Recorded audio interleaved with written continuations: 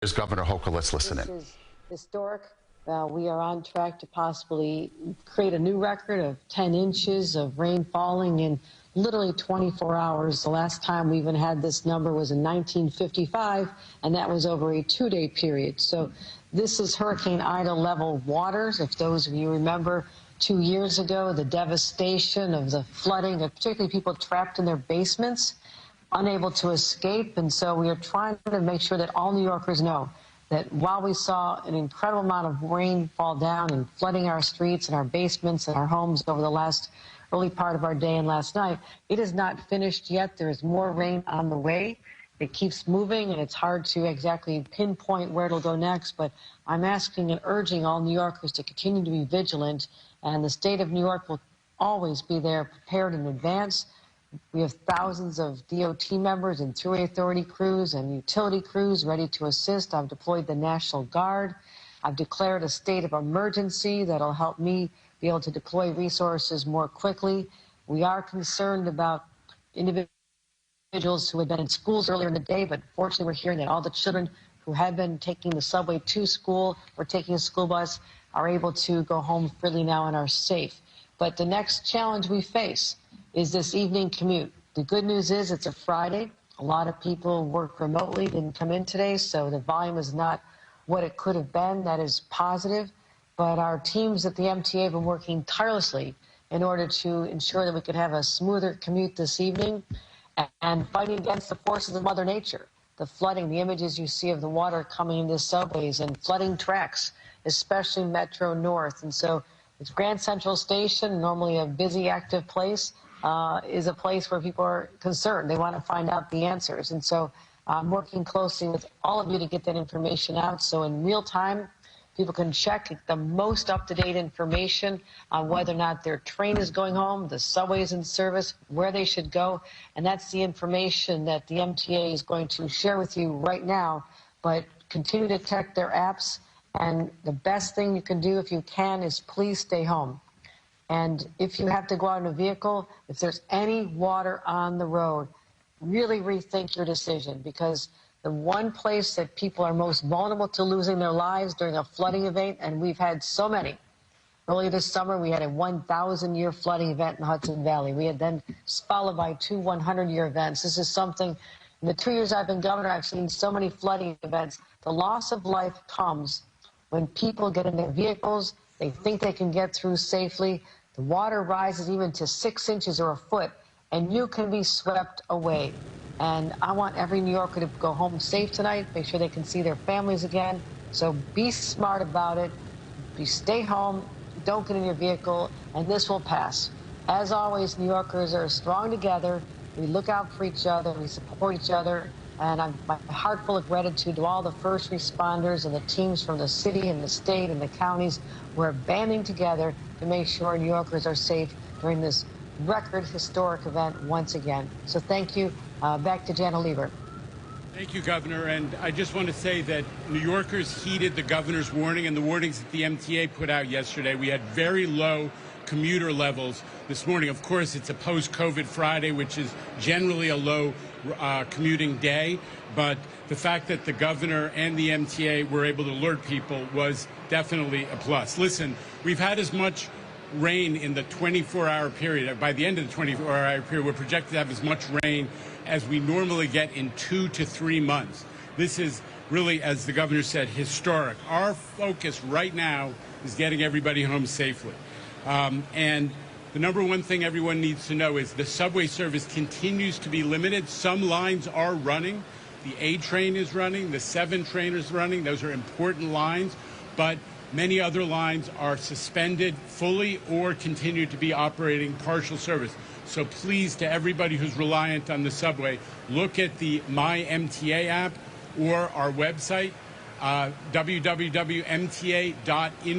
It'll have full up-to-date information. And also for commuter railroads, the train time app. That's the best way. If you are normally a subway commuter, but you have a bus option, if there's a bus that you know that'll get you home, that'll get you where you're going, please consider the bus. There are 3,500 buses out there. They are rolling. They are getting to their destinations. Only a couple of them have been stranded. Overwhelmingly, they are the lion's share of our mass transit right now, so please consider a bus.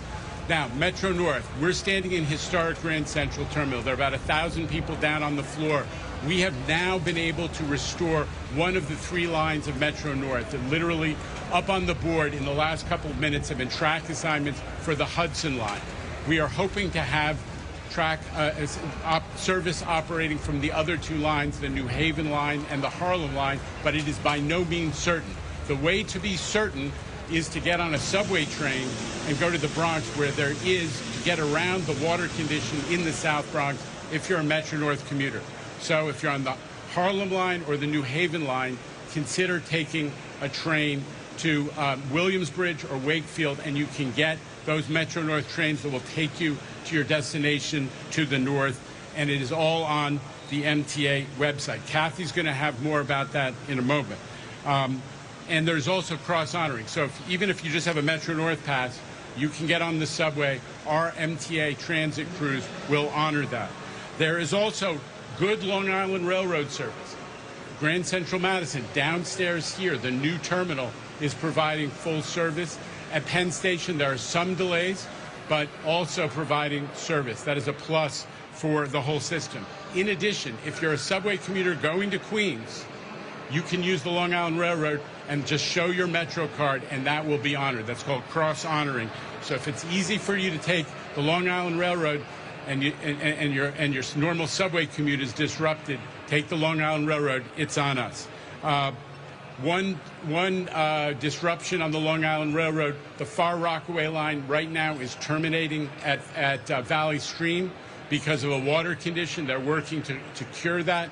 But right now, just that one line, one branch of the Long Island Railroad is impacted.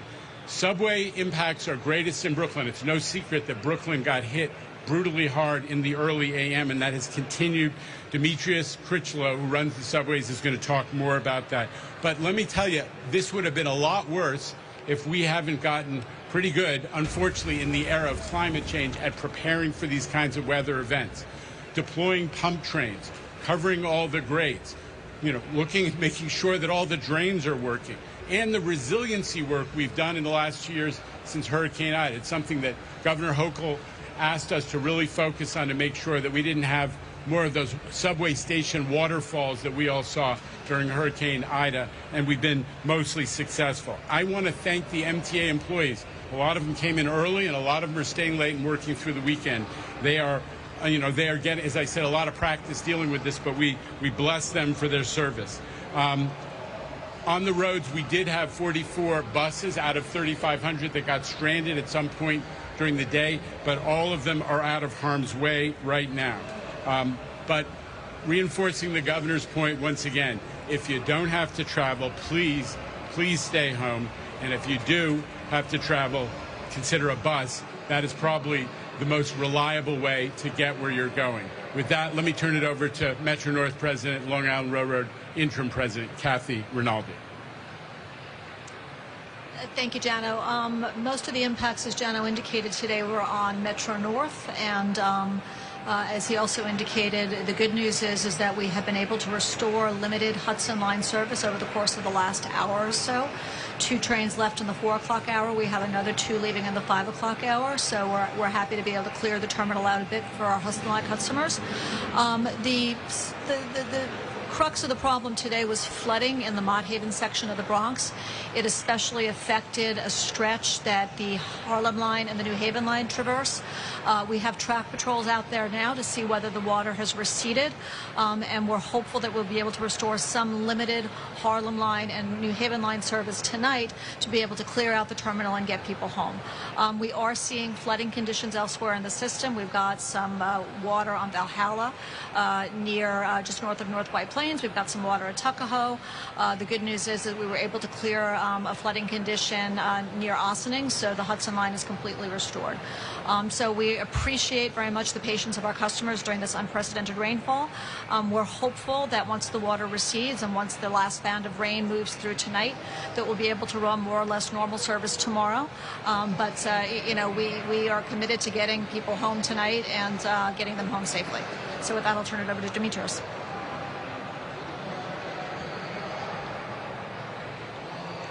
Thank you, Captain. I'm Demetrius Critchlow, the Senior Vice President of Subways. Today was just not an easy day for us, but like New Yorkers, we are resilient. We continue to press on.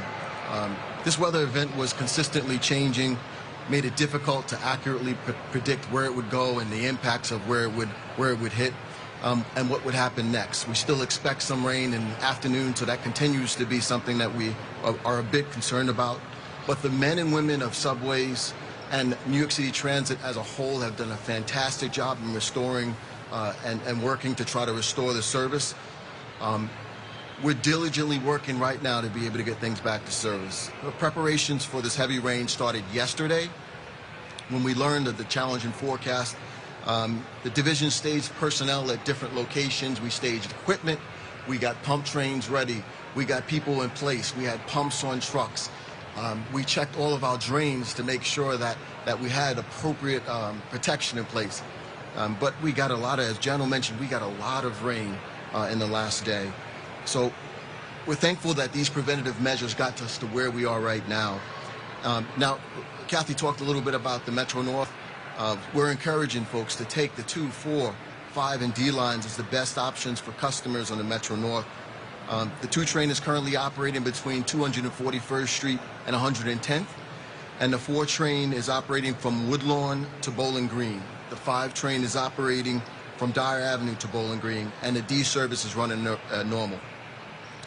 I'll continue with at least the positive news. Due to the hard work of the teams, we do have service.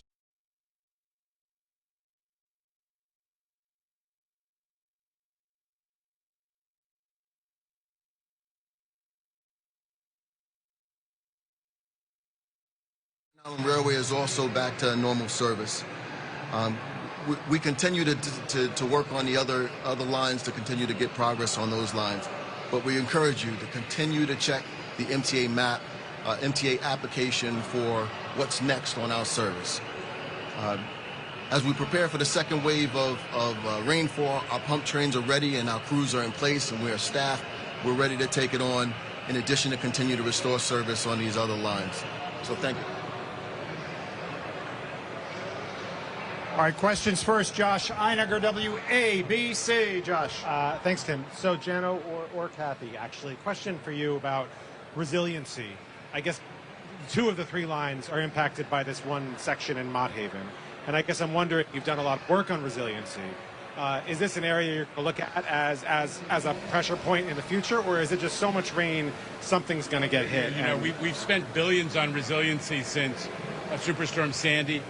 That, you know, places like the 100-acre Coney Island yard, the 207th Street yard, we literally have put in a request for a federal grant to do work on this Mott Haven area of the Metro North system. So it's very timely. We are very well aware of this particular area of vulnerability. We've done a ton of work. We have more to go. Thank you. All right, in the center there, it's Alice Gaynor with CBS2. Alice. You mentioned this could have been worse. You were talking about Ida. How does this rank compared to Superstorm Sandy and also Ida? Well, I'm not a meteorologist, so I can't tell you the specifics of rainfall and rainfall pattern. But as I mentioned before, on the system. On the system, listen, this is Ida had a much more destructive effect. I mean, Kathy's talking about being able to restore service in the same day, and at least a significant chunk of Metro North, and we're talking about significant subway service within hours of the conclusion of the rainfall. So this may be a little bit better than Hurricane Ida, but who's comparing? These are, you know, this seems to be a regular occurrence in the era of climate change, and it really hits New York hard because we are so dependent on our mass transit system to move people. All right, over here on the East Coast, we've got Sarah Goodman from the New York Post. Sarah. Oh, hi. Do you have any idea why it was that Brooklyn was so badly hit, or why the East River crossings were hit so hard? Well, I'll let Demetrius talk about the Brooklyn, but literally the concentration of rainfall in the morning. I was there. I live in Brooklyn. I mean, I think we had, you know, an inch and a half in 1 hour. It was torrential. So that it was really that localized rainfall early in the morning, supplemented throughout the day. that seems to have created the particular conditions in Brooklyn. We are right now, one of the reasons that we're struggling on the west side, on the what we call the IRT, on the 123, is because of a condition at 79th Street and Broadway, where I grew up. So it's not just Brooklyn. It just happens that Brooklyn got hit first and hard in the early morning. Demetrius, anything you would add? The subway system is obviously the lowest point, and so depending on where the rain comes, it's going to seek its way the lowest point of the subway is where we wind up going. The team was ready in all of the boroughs. We had people in each of the boroughs to be able to respond to it. And I think in terms of the other locations that we had prior to this, we had staff people at all of our flood-prone locations that we had identified for floods in the past. All right, we got Chris Glorioso, WNBC. Jano, you've talked a lot about how congestion pricing and the capital funding that would be obtained through that can help improve the system. Specifically, how would capital funding under congestion pricing have maybe prevented some of the inconvenience people had today? Well, listen, the congestion pricing is funding many, many different things. It's funding ADA elevators. It's funding, signal modernization so we can run more trains safely closer together, more frequent service. But one of the investments in the MTA capital program, one of the categories of investment, is resiliency improvements. And obviously, we're going to spend a lot of that money when congestion pricing comes into being on things that will make the subway system more resilient for these more repetitive climate events. And Evan Simko Bednarski here from the New York Daily News. Evan. Hey, Jenna. So you guys spent a fair amount of time preparing for this, getting people in place, getting pump trains in place, and yet still a large portion of the system was knocked out by flooding. It sounds like that's an issue of volume rather than having the right people and the right equipment in the right places at the right time. But can you talk to me a bit about what happens between now and the next time this happens? Do you need more pump trains? Do you need more people? Listen, we have to be honest with ourselves. We can pump millions of gallons of water in hours. Millions and millions of gallons of water in hours. There are limitations right now. I think the DEP commissioner said it this morning, that the sewer system has only the capacity to process 1.75 inches of rain in an hour, and there were 2.5+ inches of rain in one of the hours in the morning. So part of it is the capacity of the city's storm sewer system, which doesn't measure up to this particular level of rain in a short period of time. But this subway system is incredibly resilient. Its pumping capacity, both mechanical and gravity-driven, is really extraordinary and unprecedented. And the fact that we are continuing to operate service, given the volume of rain, is something we're proud of. Thanks, everybody. Thank you very much. All right, we've been listening there as top MTA officials have been describing the situation for transit around the region. The rain just hammering the region and hammering mass transit. Basically, the subway system has been spotty at best today. They've been working so hard to restore service in many cases, but mostly they're saying take the bus if you can in the city, because bus service seems to be mostly intact. They also talked about Metro North. One line has been restored, the Hudson line. The other two, the New Haven and the Harlem line, they're still working on it. It's going to be a long night ahead. Yeah, and if you are stuck, they are cross-honoring on all platforms, so that is something to look into as well. In the meantime, we are going to start our 5 o'clock news right now.